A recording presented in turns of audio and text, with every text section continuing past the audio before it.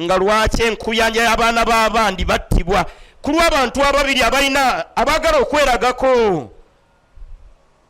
Nkuyanja epokyesa mu makomera lw'abantu babiri abaagala okweragako. Mutuule mwogere gy'amaanyi amangi ku banno. Abagagga bangi tuteeka nnyo amaanyi mangi ku bakozi.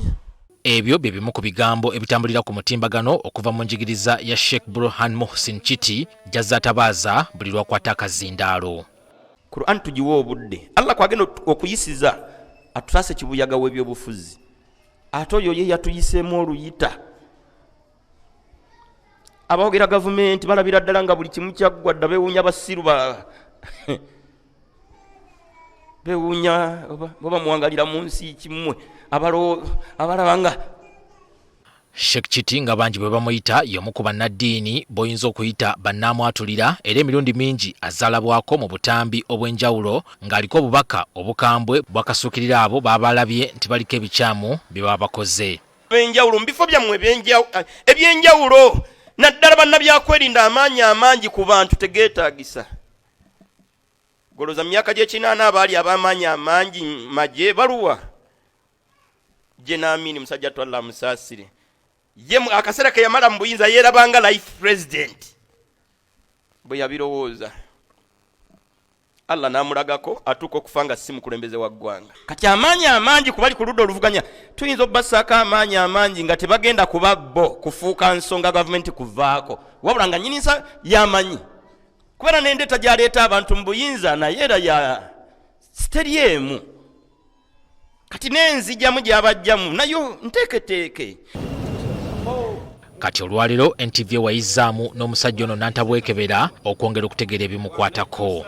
Twazaalibwa abaana waka wa kitange tuwerera ddala abaana babiri nga nze mwana owokubiri saidi ya mama ne tuzaalwa abaana bataano.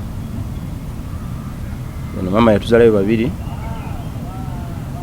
ne bafuna obutakkanya ng'era bafumba nga yakanzaala akabanga si kanene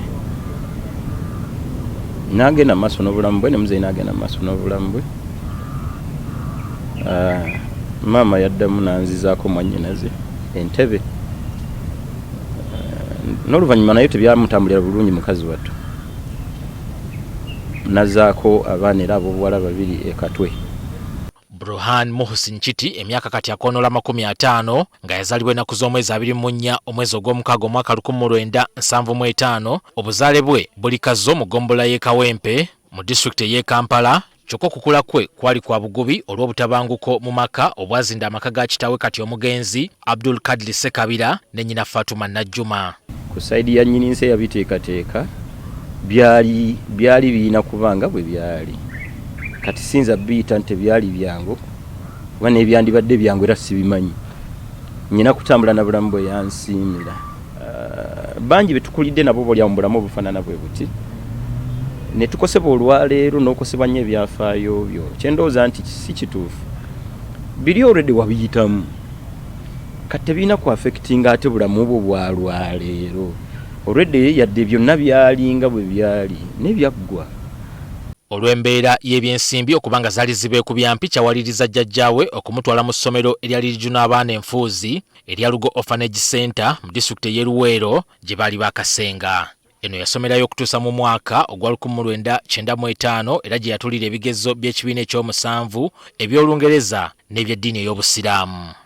Tugenda okunzika ebibuuzo ng'okubala nkufunyeemu 2 kati olw'ogayalirira subjects ziye 3 ezisigadde nazo ne zinkosaamu ko kubeera zonna nazifunamu 2 nenfuna 2 emirundi 4 ne zinkolera 8 gwange kunnya kubuna wali mu Lwarabu. Ng'embeera y'ekyalo emuyinze yasalawo okukomawo ku kibuga ewa jjajjaawe asobole okweyongerayo n'okusoma wabula nayo tebyali byangu. Kyokka olw'okuba yali atandise okuvubuka ono yasalawo okwewerera nga ssente z'ebisale by'essomero azijja mu kukima mazzi mpozi n'okuweereza ku bizimbe ebyali bizimbibwa. Sente zannemereranga ettaamu zimalayo kuba twali tusasula emitwalo gyali wakati w'7 n'8 ettaamu kati eri ewaffe mu kupoota nafunanga zali wakati w'13 olunaku kati ekituufu ng'essatu zijjamu emitwalo 7 tekyali kyangu era sakyangwirwako yadde. Secondary nayo nenjitoba mu mbeera efaanana bwetyo nga nze muzadde ate nze mwana. Atusigidde ekifaananyi nga kyali kizibu ddala era okuwala embeera okutuleeta ebiyengeyenge mu maaso. Emboozi tugikutudde ne twagala okumanya eddala mu byenjigiriza lye yakomako. Namala n'entendewalirwa butendewalirwa ng'omuntu ng'emigugu ebiri ginyinze, omugugu gw'obuzadde, omugugu gw'omwana. Sijja ddituuma kuba ndowooza bwe mbawo kubitaganjirwa amasomero gammanja kati okuddayo kunoonya ebiwandiiko byange nakkiriza oluvannyuma nenkyeyambaza nti kati kankyesseemu nti siina biwandiiko biri mu layini eyo kireke nakyo kunfuukira ate kizibu. Wabula nenzikiriza nti bw'oba waakubaako ky'ogasa ndowooza osobola okugasa n'awatali biwandiiko. Kati agamba nti okutuuka watuuse kubadde kubangulwa okuva mu bamanyi b'eddiini ey'obusiraamu ab'enjawulo. Waliwo omusomesa bw'ayisaawo ku biraali akyaliwo, musaba Allah amusaasire musajja atu, bamita Sheikh Sulaiman Kiziza. Teyali musomesa mu class mu biseera ebyo, naye yali seeka ebweru wa class nga bwe tufuluma break ngali so friendly nga muntu nnyo w'abantu ate naddala ffe abayizi nti yatuzzanga ebbali n'abako hadithi z'abajjukiza ebyafaayo aya za Qur'ani zavunula. Kati kino kyatuyamba nze nganze kyanfuukira entandikwa okutandika okuwezimbamu omutima ogusomesa.